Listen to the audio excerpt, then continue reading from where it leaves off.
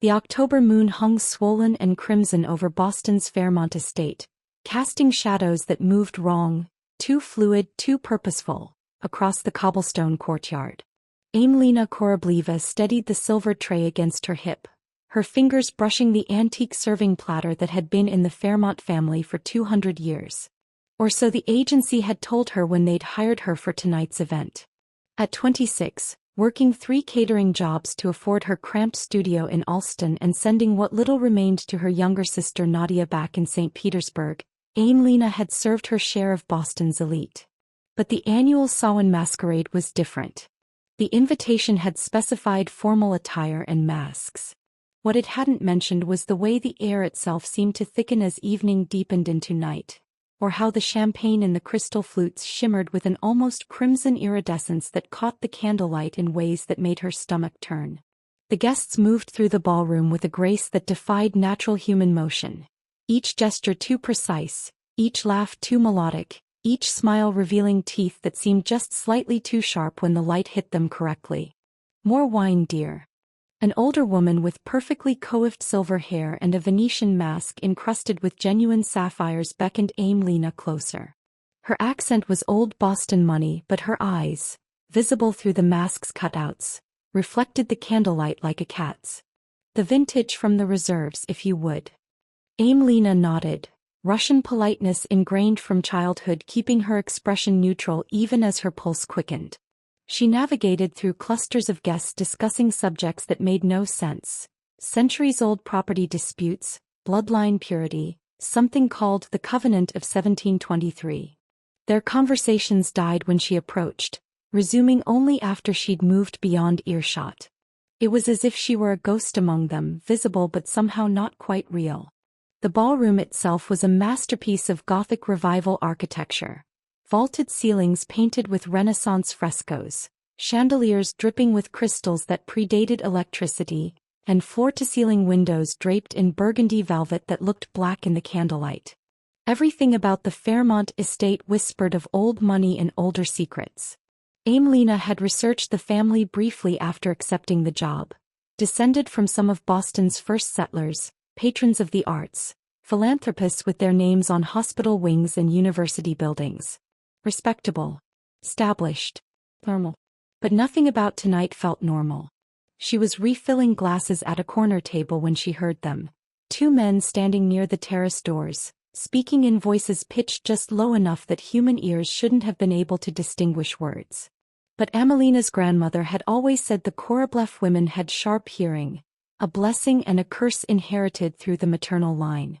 "Constantine grows impatient," the first man said, his accent carrying traces of Eastern Europe buried under decades of American assimilation. "He demands to know when Voronov will honor the treaty." "The treaty died with the old council," the second replied coldly. "Daevon recognizes no agreements made by vampires who turned to ash 2 centuries ago." Emelina's hand froze mid-pour. Vampires. The word hung in the air like smoke, impossible and undeniable. She must have misheard. Must have. If Voronov refuses Constantine's challenge, there will be war. The old blood treaties will mean nothing. And when the feeding begins, the humans will finally see what hides among them. Her breath caught. The crystal decanter slipped from her fingers. Time seemed to fracture.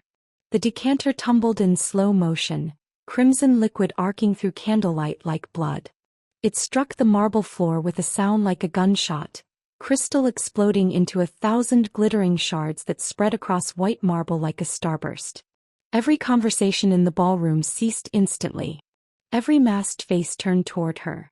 And in that terrible silence, Amelina felt the weight of their attention like a physical thing, predatory, assessing, hungry. Then the crowd parted. He moved through them like death itself given form and beauty. Tall, perhaps 6'3", with dark hair threaded with silver at the temples despite features that suggested a man in his mid-30s. He wore no mask. His suit was black and perfectly tailored, emphasizing shoulders that spoke of lethal strength barely contained. But it was his eyes that trapped her. Molten gold, ancient and knowing, fixed on her with an intensity that made her knees weaken. He stopped 3 feet away. Raised one ring-adorned hand. pointed directly at her heart. "You are mine now." The words resonated through the ballroom like a bell tolling, carrying weight that transcended simple sound. Around them, the masked guests erupted in shocked whispers. Some scandalized, others terrified, a few openly calculating. But Amelina heard none of it. She could only stare at the impossibly beautiful man before her and understand with crystal clarity that her life as she'd known it had just ended. The vampire who'd claimed her smiled, revealing fangs that gleamed like pearls in the candlelight. "Welcome to the world behind the veil, Amelina Korobliva. Your grandmother sends her regards." Amelina's legs moved before her mind could process the command to run. She spun toward the service entrance, her sensible black shoes slipping slightly on marble still wet with spilled wine. She made it perhaps 3 steps before the air itself seemed to thicken around her, and then he was there, blocking her path though he'd been across the room a heartbeat before. Up close, Daevon Vornarov was even more devastating and far more terrifying. The gold of his eyes swirled like molten metal, and she could see now that his pale skin held an almost luminescent quality, as if lit from within by something that had nothing to do with candlelight. "Running won't help, Amelina Korobliva." His voice was silk over steel, cultured and ancient. "Your grandmother made certain of that." The mention of her babushka, dead 3 years now, sent ice through Amelina's veins. Before she could demand answers, Daevon's hand closed around her wrist with impossible gentleness.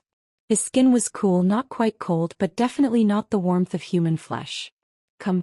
We have much to discuss, and this venue has become compromised." He tried to pull away. His grip didn't tighten, but neither did it yield, immovable as iron beneath velvet. Around them, the masked guests watched with expressions ranging from fascination to barely concealed hunger. One woman actually licked her lips, her tongue sliding over teeth too sharp to be human. Amelina's mind reeled, rejecting and accepting the impossible truth simultaneously. "I'll scream," she whispered. "You may. But consider, do you truly want the attention of everyone in this room?" Daevon's gesture encompassed the ballroom, and suddenly Amelina saw it with new eyes. The predatory grace. The unnatural beauty. The way none of them cast quite the right shadows in the candlelight. Not eccentric Boston elite. Vampires. All of them. Her grandmother's voice echoed from childhood. "The old families aren't what they seem, Tashka. Promise me you'll stay invisible. Promise me they'll never notice you." Amelina had thought it the paranoia of an old woman who'd fled Soviet Russia. Now she understood it was a warning. "Good girl," Daevon murmured as her resistance crumbled into numb compliance. "Tatiana, bring the cars around. We're leaving." The ride to the Berkshire Mountains passed in a blur of terror and impossible beauty. Amelina sat rigid in the back of a black Mercedes, Daevon beside her radiating preternatural stillness. Her phone was dead despite a full charge that afternoon. No signal, no power, just a useless brick of metal and glass. Outside the tinted windows, Boston gave way to suburbs, then forest, the October darkness swallowing the highway behind them like a living thing. "You have questions," Daevon said finally, breaking an hour of silence. Amelina stared at her hands, still trembling. "Are you going to kill me?" "No." His answer came without hesitation. "You're far too valuable for that." "Then what?" "Patience. We're nearly there." The estate materialized from the darkness like something from a gothic fairy tale. All stone towers and ivy-covered walls, lit by security lights that cast more shadows than they dispelled. The architecture was impossible, mixing medieval Russian fortress with Victorian Gothic, as if the building had grown organically over centuries rather than being designed. Which Amelina realized with creeping horror it probably had. Tatiana met them in the grand foyer. A severe woman who might have been 30 or 300, with platinum hair pulled back in a severe bun and eyes the color of winter ice. "The guest suite is prepared, Lord Vornarov. Irina has laid out appropriate clothing." "Excellent. Amelina, this is Tatiana Volkov, my second in command. She'll see to your immediate needs." Daevon's hand pressed briefly against the small of Amelina's back, propelling her forward. "We'll speak more fully once you've had time to adjust." The suite they led her to was larger than her entire studio apartment. All silk bedding and antique furniture, with a bathroom that featured both a clawfoot tub and a modern shower encased in Italian marble. Beautiful. Luxurious. And when Amelina tried the door after they'd left, she found it locked from the outside. The windows, she discovered, were sealed shut, the glass reinforced with something that didn't break when she struck it with a heavy candlestick.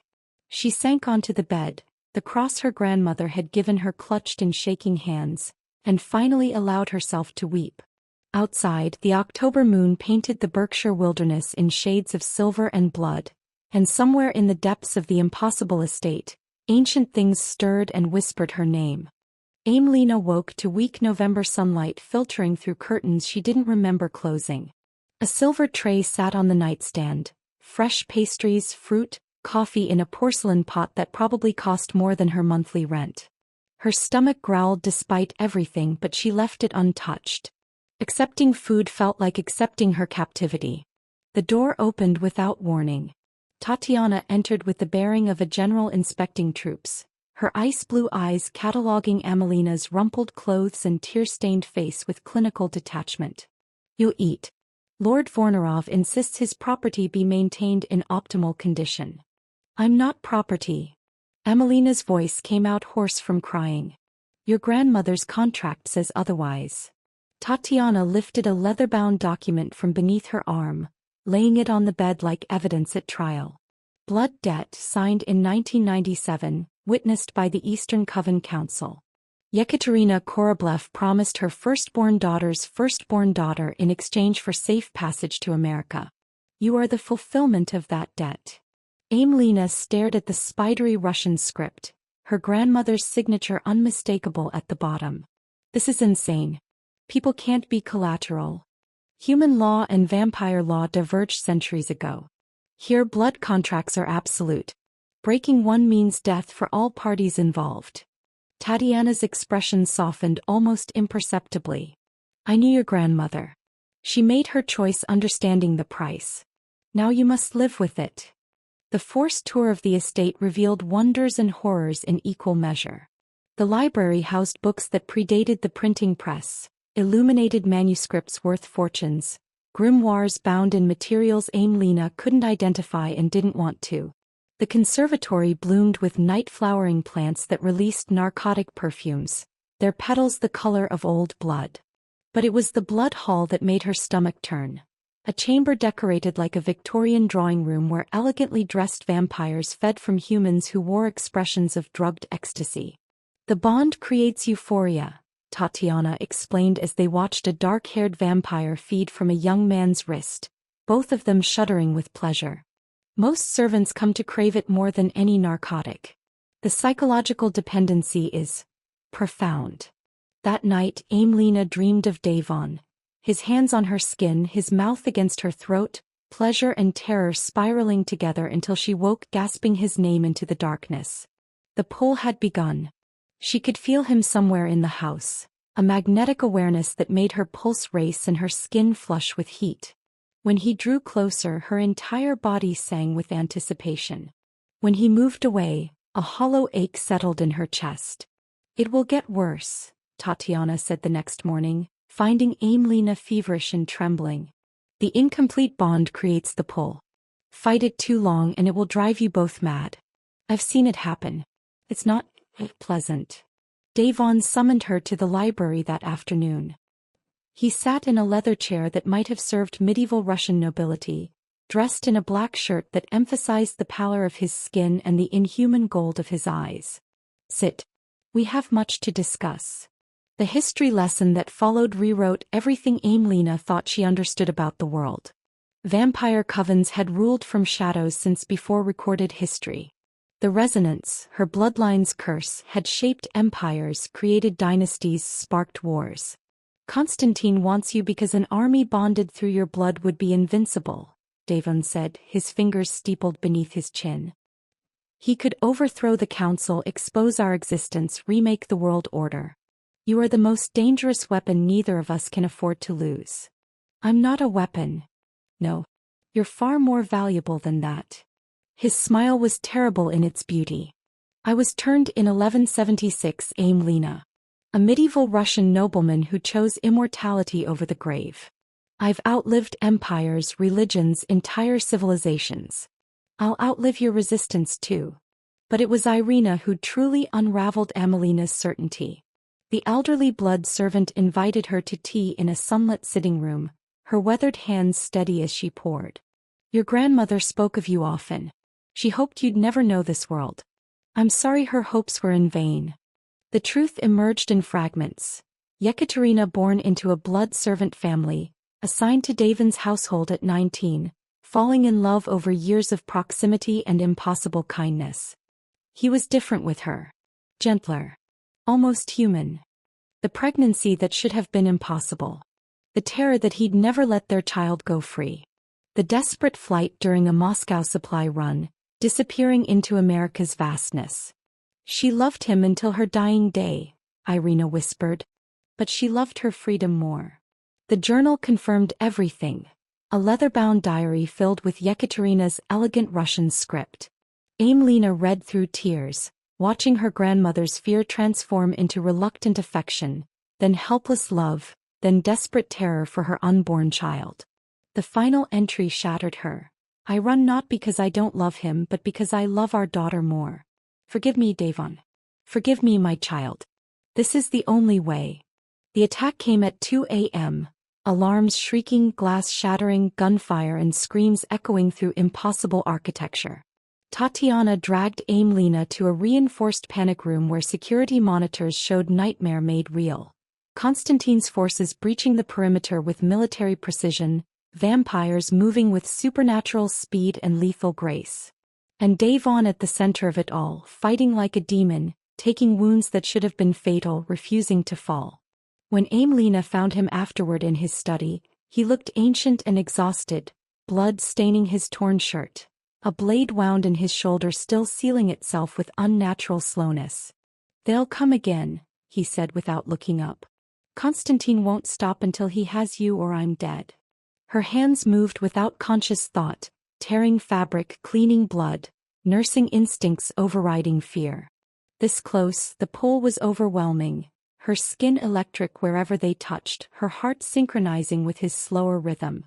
You felt it during the battle, Daevon murmured, catching her wrist, his thumb finding her racing pulse. You were afraid for me. She couldn't deny it.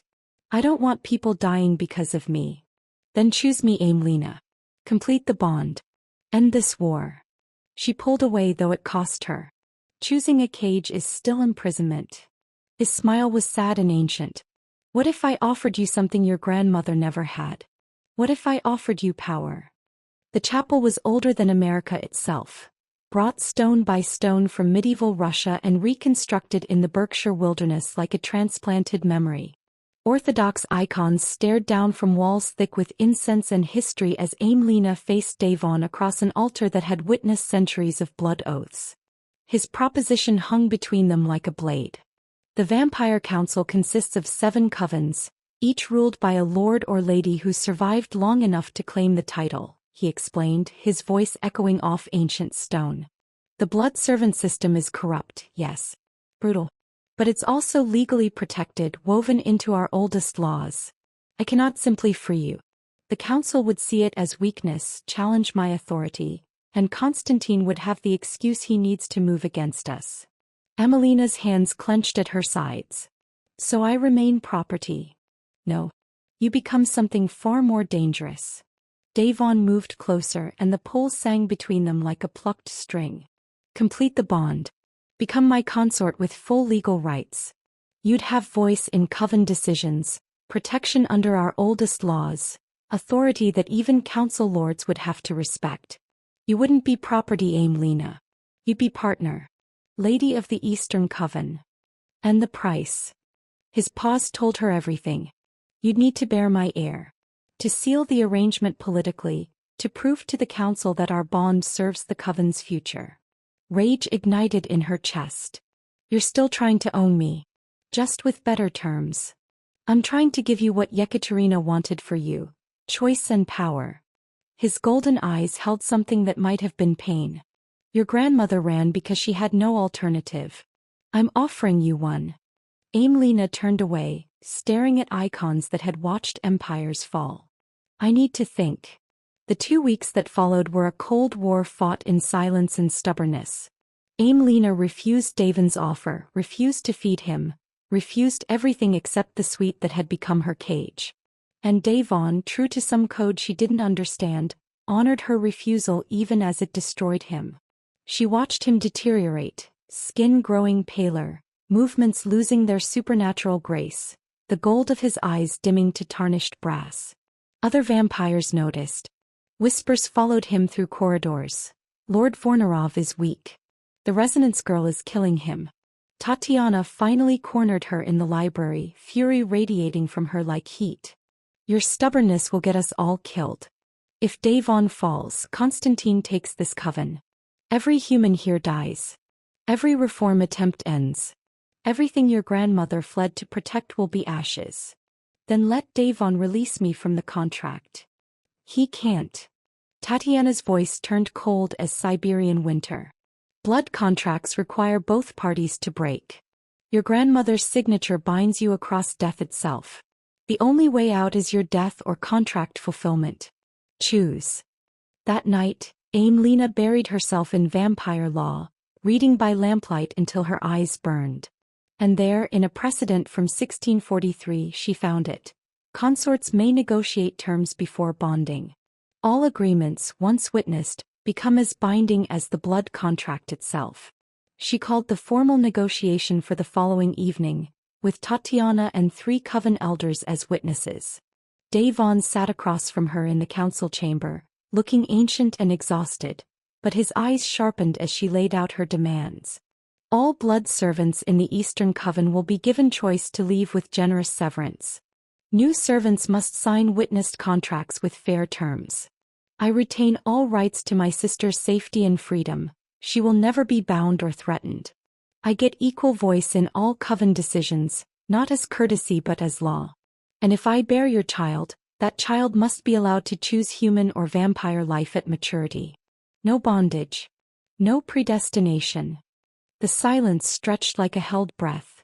Finally, Daevon spoke. You're asking me to dismantle centuries of tradition. I'm asking you to be the lord my grandmother believed you could be. Something shifted in his expression. Grief, hope, resignation blending into acceptance. Agreed. On one condition. Emelina's heart stuttered. What condition? Give me 3 months to prove the bond can be genuine, not coercion. If after 3 months you still want freedom, I'll find a way. Even if it costs me everything. The partial bond was terrifying and intimate in equal measure. Daevon's fangs pierced her wrist with surgical precision, and the euphoria that followed stole her breath. Pleasure cascading through her nervous system like liquid fire, the pull transforming from desperate compulsion into something that felt dangerously like desire. His restraint was evident in every controlled swallow, taking only what he needed before sealing the wound with his own blood, which burned like whiskey going down. The reforms began slowly. 3 blood servants chose to stay under new contracts. 2 chose to leave, and Amelina watched Daevon personally hand them severance checks that would support them for years.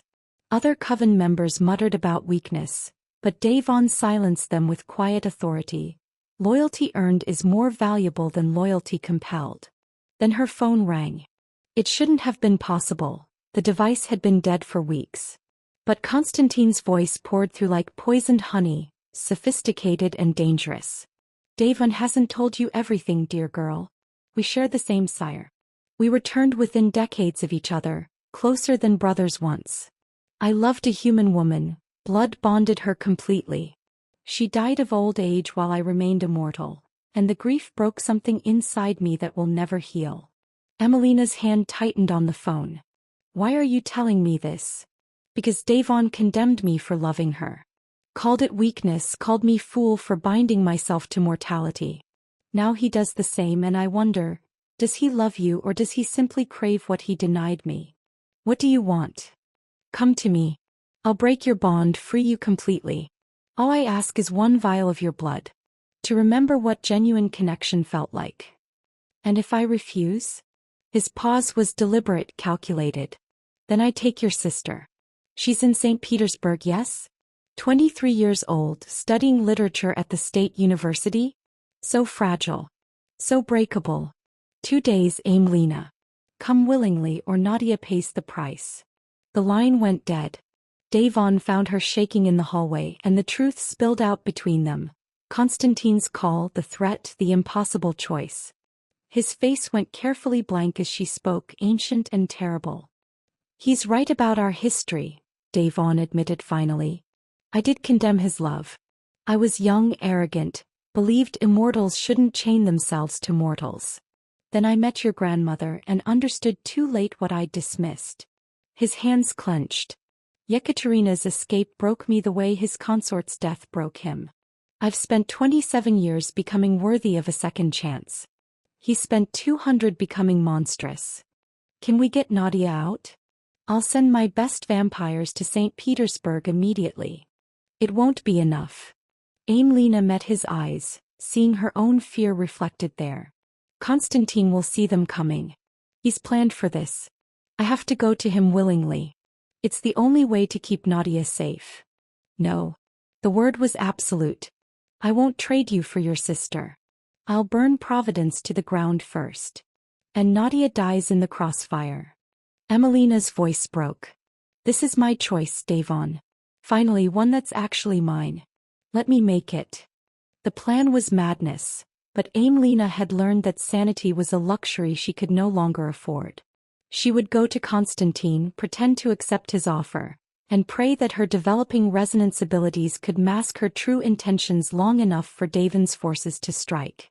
The incomplete bond hummed between them as she explained her reasoning, and she felt his resistance like a physical wall.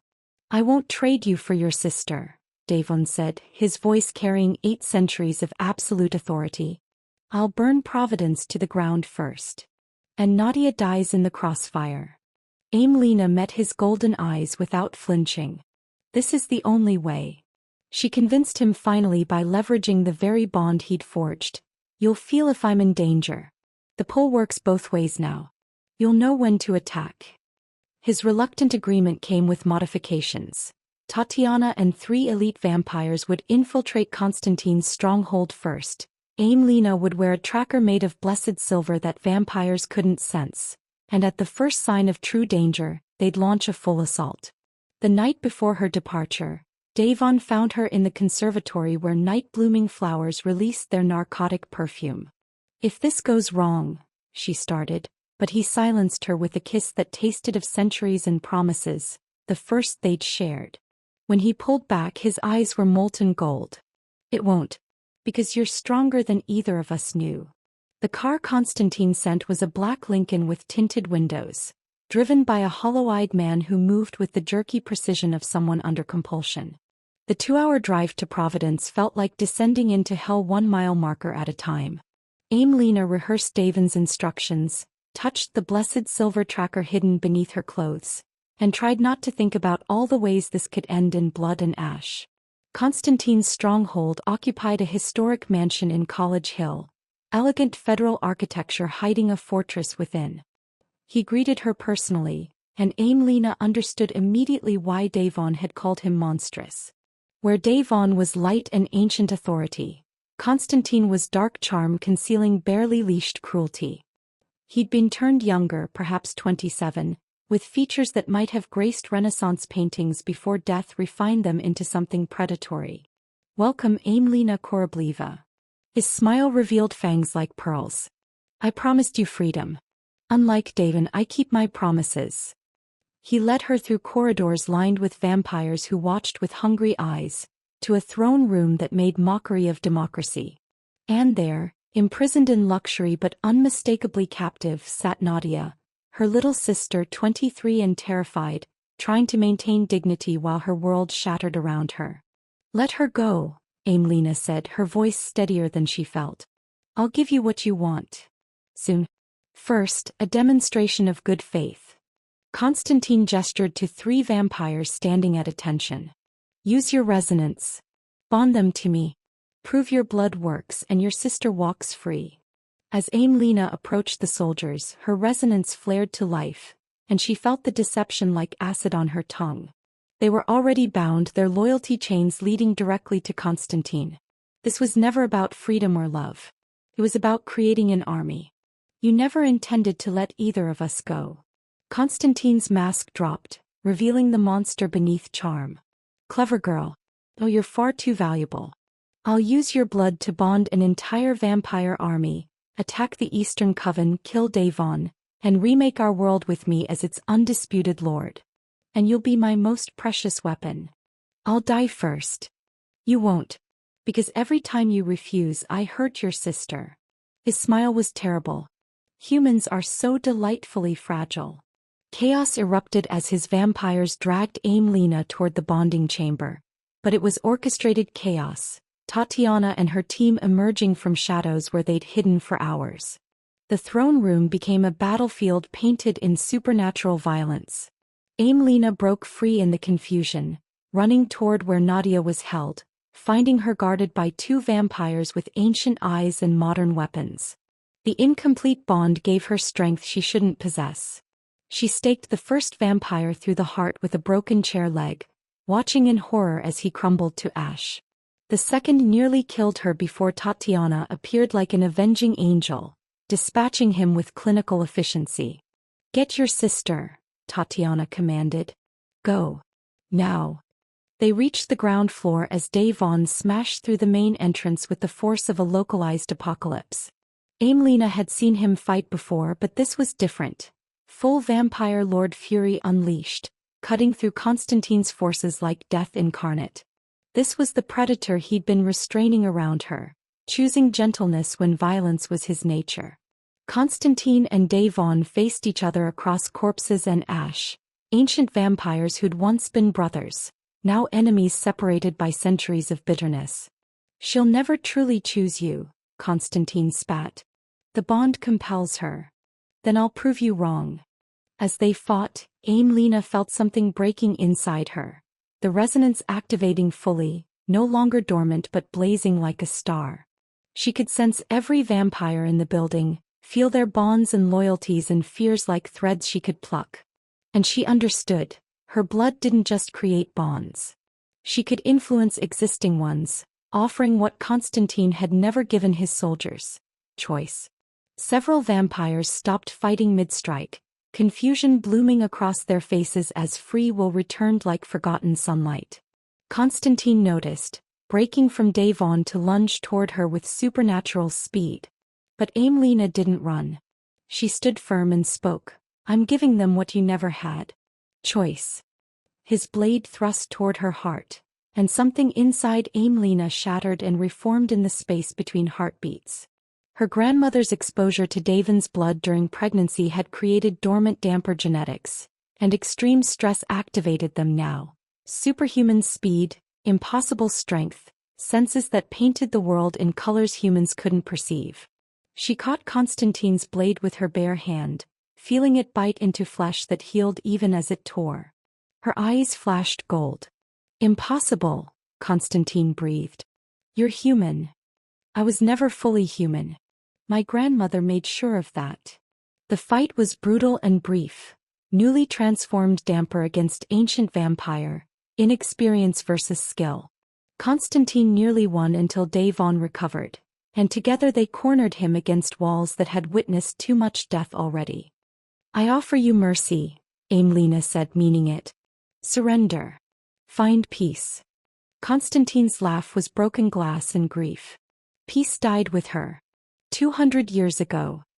He lunged in a suicide attack and Amelina and Daevon staked him together, the silver-blessed dagger piercing his heart as one. Ancient vampire crumbled to ash, centuries ending in moments, and Amelina collapsed as transformation overwhelmed her system. She woke 3 days later to find Daevon watching over her with eyes that held 8 centuries of vigil. "Nadia," she whispered. "Safe. Sleeping in the East Wing. Tatiana's been with her." Amelina examined hands that moved with inhuman grace, felt strength singing through enhanced muscles, tasted the air and smelled things humans couldn't detect. "What am I now?" "Dhampir. Caught between two worlds. Stronger than human, gentler than vampire." She met his ancient eyes and spoke the truth that had been growing since that first terrible night. I choose you, Daevon. Not because blood compels me but because I see who you're trying to become. The bonding ceremony happened at sunset in the conservatory, witnessed by the entire coven. Not in darkness but in fading light, with Amelina conscious and consenting. They exchanged blood as equals, she drank from him, he from her, and the pull transformed into something permanent and balanced. Light, warmth, connection to his very soul. His ancient walls fell, showing her 8 centuries of loneliness. She showed him her determination to change their world. When it was complete, Amelina was fully dhampir, able to walk in daylight, immortal but retaining human warmth, possessing vampire powers without their all-consuming hunger. Her eyes remained gold, mark of the resonance bloodline. And for the first time since her grandmother fled into the American night, a Korablef woman had chosen captivity and found freedom instead. Amelina woke to May sunlight streaming through windows that no longer felt like prison bars. 6 months had transformed the East Wing into something that felt like home. Their home, hers and Daevon's, filled with books she'd chosen and art they'd selected together. Her hand drifted to the small swell of her belly, 3 months pregnant with a child that shouldn't exist but did anyway, defying vampire biology through sheer resonance stubbornness. Daevon stirred beside her, his body cool against her damper warmth. She rose and opened the curtains fully, watching dawn paint the Berkshire Mountains in shades of gold and rose. Behind her she heard his sharp intake of breath, not pain but longing. "Cruel woman," he murmured. "Reminding me what I cannot have." He turned, smiling. "You have me. That's sunlight enough." The sanctuary network had grown beyond Amelina's most optimistic projections. 5 safe houses across New England, each one a refuge for blood servants fleeing traditional covens. Partnering with human authorities through the newly established Supernatural Liaison Program had been delicate work. But Irina managed the Boston location with the fierce protectiveness of someone who'd lived both sides of captivity. Freed servants trained others in Amelina's methods. Contract negotiation, legal rights, the radical concept that humans could say no to immortal predators and live. The morning council meeting showcased how thoroughly the Eastern Coven had transformed. Blood servants were now companions with contracts, wages and benefits that would scandalize traditionalists. Amelina sat beside Daevon as Lady of the Eastern Coven, her voice carrying equal weight in decisions that would ripple through vampire society for centuries. "The Southern Coven's refugees deserve asylum," she argued against murmurs of dissent. "We don't return people to slavery. Not in my coven." The vote passed narrowly, but it passed. Small victories building toward revolution. Sunday brunch had become sacred. Amelina, Daevon, Nadia, and an ever-expanding circle of chosen family gathering in the conservatory where sunlight streamed through glass and life felt almost normal.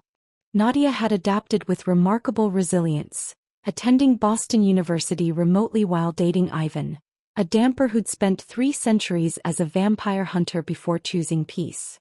Watching her sister laugh at Ivan's terrible jokes while Tatiana rolled her eyes made Amelina's chest ache with gratitude. "My sister married a vampire," Nadia teased. "Russian grandmother would have fainted." "Russian grandmother lived with a vampire for years," Amelina replied softly. "She'd understand." The conversation turned to the baby. Part vampire, part dhampir, part human, an unprecedented mixture.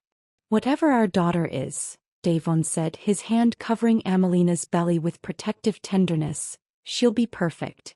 They'd chosen the name together. Yekaterina Amelina Vornerov, honoring the grandmother who'd run and the mother who'd stayed. The Vampire Council Summit brought 6 coven lords to the Eastern Estate, their reactions to Amelina's reforms ranging from cautious support to barely concealed hostility. The Northern Coven from Scandinavia was implementing similar changes. The Western Coven from California watched with interest. But the Southern Coven, led by Lord Beauregard, a Confederate vampire who'd carried his prejudices across death itself, radiated pure contempt. Amelina addressed them as the first human-turned-dhampir to speak at such a summit, her voice steady despite gold eyes that marked her as other. For centuries, We've treated blood as commodity and humans as resources. I stand before you as proof that partnership creates strength, not weakness. The world is changing. Humans are discovering us. We can adapt or face extinction. Her universal blood servant rights charter passed with 3 signatures: Eastern, Northern, Western. It was a beginning, fragile and contested, but real. Beauregard cornered them afterward, his drawl thick with menace. You're destroying our way of life. Making us weak. Your way of life was built on slavery, Amelina replied, meeting his ancient eyes without flinching. In life and in death, apparently. Careful, girl. You may be lady here, but you're still prey elsewhere. Daevon's response was silk over steel. Threaten my consort again and learn why I've survived 8 centuries. That evening, Amelina and Daevon stood on their private balcony, watching stars emerge like promises above the mountains. Sometimes I think about who I was, she said quietly. Invisible server at a party trying to stay unnoticed. I don't regret becoming this. But sometimes I miss believing the world was simple. You were never meant for simple. Daevon produced a ring from his pocket, delicate gold set with rubies that caught starlight. Your grandmother left this behind when she fled. I kept it, hoping that one day her legacy would return to me. He slipped it onto her finger beside her wedding band. Amelina's vision blurred with tears as she recognized it from the portrait. Yekaterina's ring, preserved across decades of grief and longing. She loved you, Amelina whispered. The journal made that clear. I know. And I loved her. But fear and tradition stood between us. His arms wrapped around her from behind, his hands settling on their daughter. We have the chance she never did. To love without hiding. They discussed the future. Expanding the sanctuary network internationally, establishing dhampir training programs, creating official liaisons between Vampire Council and human governments. Change takes centuries in our world, Daevon warned. Then it's fortunate I have centuries now. Late that night, unable to sleep, Amelina walked the estate grounds, visiting locations that had become waypoints in her transformation. The library where she'd first read her grandmother's journal. The chapel where she'd negotiated her terms. The conservatory where they'd completed the bonding. She ended in the portrait gallery, where her own image now hung beside Daevon's, gold eyes confident, hand on belly, title plate reading Lady Amelina Vornerov, founder of the New Way. Tatiana found her there studying the portraits. Strange, isn't it? How quickly life can transform. I was terrified when I arrived, Amelina admitted. Thought I'd lose myself. Instead you became more yourself than ever before. Your grandmother would be proud, Tatiana said softly. What you're building. I hope so. I hope she's watching somehow. She is. Through you carry her strength and her dreams. 3 years later, Amelina watched from the conservatory as toddler Yekaterina played in the gardens, her tiny hands making flowers bloom with touch. An unexpected gift, neither fully vampire nor human but something entirely new. Daevon stood beside her, his hand resting on her belly where their second child grew, a boy this time. The sanctuary network now operated in 12 countries. The Blood Servant Rights Charter had been adopted by 5 of 7 covens. War with traditionalists continued but remained manageable, and around the dinner table that evening sat their chosen family. Nadia engaged to Ivan, Tatiana softening with each passing year, Irina training the next generation of freed companions.